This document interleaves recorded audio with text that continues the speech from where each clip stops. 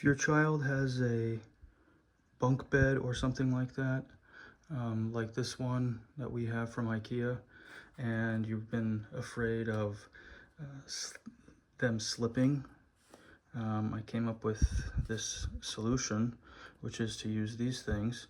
It is screen repair patches, the screens that you have on windows, and these fiberglass adhesive.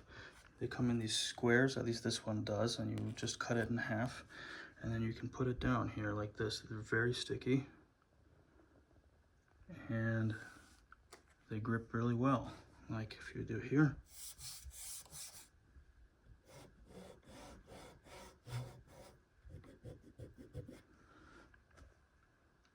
So you do kind of feel like the adhesive on the edges sometimes, and it's not the prettiest solution, but for a little while, I guess it's good.